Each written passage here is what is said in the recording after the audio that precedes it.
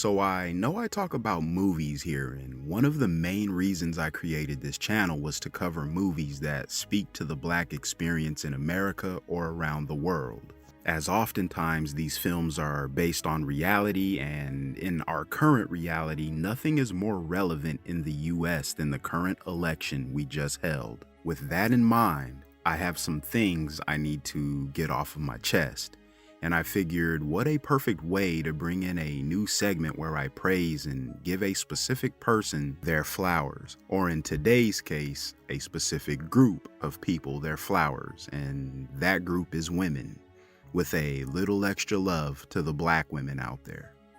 As I mentioned, don't get it twisted. A lot of what I'm going to say today in this video applies to women in general, but today I want to give a little extra care to the Black women, as I feel like the country's current rejection of Kamala Harris can possibly feel like a rejection of the Black woman specifically. Women on a daily basis are subjected to discrimination, whether overt or discreet, and while fighting this uphill battle can be present for all women, Black women seem to sometimes have more hurdles to jump over. To explain, we exist in a society where minorities, specifically Black people, need to almost be perfect to garner support, and in my opinion, this election is a perfect reminder of this. A lot of the negative discourse surrounding Kamala is that she couldn't communicate her policies effectively, and that she laughs too much, or isn't being honest, or is even blamed for inflation. Meanwhile, Trump has yet to coherently explain any policy he has. He never smiles, lies every single time he opens his mouth, and failed to promptly respond to a pandemic which ultimately played a huge factor in the inflation that existed during Biden and Kamala's administration. In other words, almost every aspect of her individually and professionally is graded on a completely different scale than what Donald Trump is graded on. And this has been the case for Black people for as long as we've been here. To further this point, let's take a look at no one other than Barack Obama. Obama was elected president because he was virtually flawless. First of all, he was a man, a good family man. He was respectful, an organized and tactful speaker, had no scandals, and appeared to be a morally sound individual. He was about as polished and perfect as a politician can be. Meanwhile, Trump has cheated on every wife he's ever had, is definitely not a respectful person, is far from an organized speaker, possesses no tact, has been in the news his entire adult life for scandals, and has even been criminally convicted due to said scandals, and lastly, he possesses one of, if not the worst, moral compass of any modern president. And if Obama had just one of the red flags Trump has, he would have never gotten elected. And if an audio clip of Obama came out of him advocating for the sexual assault of women, we probably would have never heard from him again. Meanwhile, Trump can do all of this and more and receive little to no consequence. Unfortunately for Kamala, she was not Obama. She was not the perfect candidate. She was not the greatest speaker, and does have a few blemishes on her political record. But more importantly, to many, her being a woman and a Black woman has a lot to do with this as well. And America was sure to let us know this on Tuesday, November 5th, 2024. Now, to act like her being a Black woman was the only reason she lost is wrong, but to act like it's not a factor would be disingenuous and do a great disservice to the Black people, and specifically the Black women in our lives and in society. I think it's important to admit that the treatment of women and Black people in our country is questionable, to put it nicely.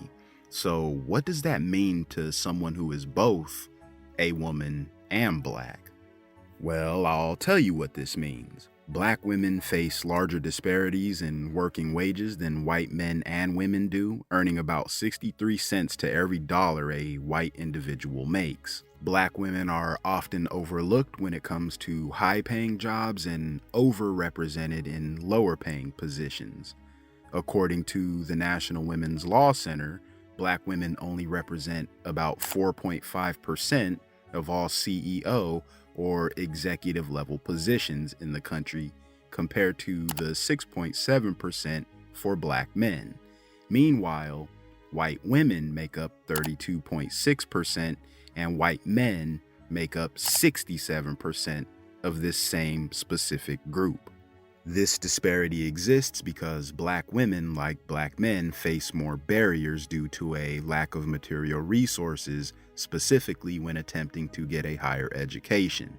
In addition to this, while Black men are disproportionately more likely to be incarcerated and even earn longer sentences for the same crimes as white individuals, Black women face the same fate.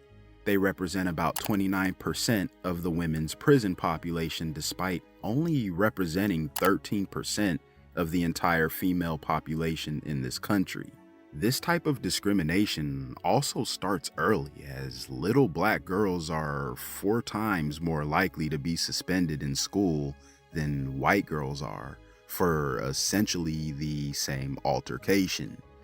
Lastly, and perhaps the most heartbreaking, is Black women are 3 times more likely to die either while pregnant or during birth than any other race. And this disparity remains for Black women regardless how much money they make or where they live. This is purely due to the fact Black women may struggle to find quality health care, or due to the fact medical care is often extremely biased against them.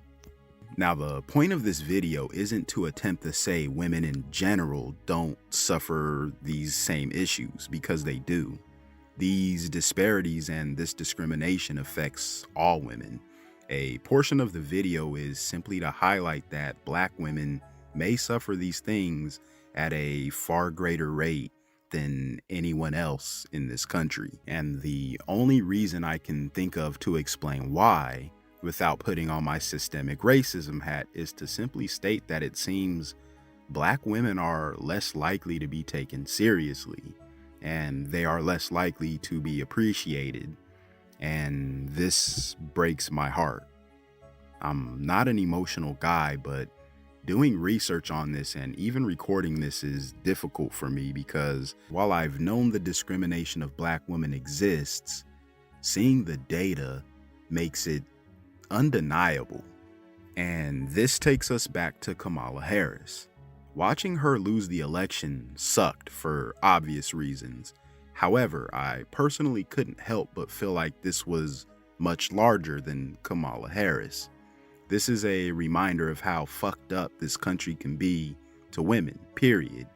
Or just a reminder of how quick morals are often pushed aside for the sake of whatever benefit you believe you're going to receive. Personally, there is nothing this incoming administration has shown that leads me to believe they have the best interest for middle to lower class individuals. Hell, even society at large. But what's even more obvious is that they surely don't have the best interest for our women. Now, this isn't some shining knight moment for me. This is a real moment. As a husband, a father, and former teacher, and just someone who exists in the world with people other than myself, I will never apologize for pointing out the disparities and obstacles others face, and women oftentimes face most of them. And I don't see this new administration taking the steps to change this. Now, I truly hope I'm wrong, but when the treatment of women and plans to diminish their rights are in plain sight, it's hard to think anything but what they've said and have shown us is going to happen. And unfortunately, the country's current state seems to be okay with mimicking that of the past. And because of this, my heart aches with you. All I can do is fight for you and continue to support you all and let you know that I see you and let you know that you are valued and to never walk this earth with your head down. Women truly are the backbones of our country, and you deserve better all the time. And I know this may seem like so little right now, but these flowers are for you. So I wanted to take this time to say thanks for those of you who stuck through this video. I know it wasn't fun or about movies, but it was important for me to get this off my chest. This is a really difficult time for many in this country. I know this doesn't affect everyone, and some may even disagree with everything I've said here, and that's okay, because I stand on it all 100%. But for those of you who are hurting, just know that your feelings are validated and things will be okay. These 4 years will go by fast, but it's important to mobilize and support those who represent the changes you wish to see beyond these 4 years. You can't give up on the future despite what the current looks like. So with all that being said, I think my next video will be more lighthearted in nature for sure. So be sure to like and subscribe, and I promise more content is on the way. Feel free to let me know which movies you think I should analyze next, or let me know who you think deserves the next set of flowers. Until then, be safe, keep your head up, love on the women in your life, and I'll catch you soon.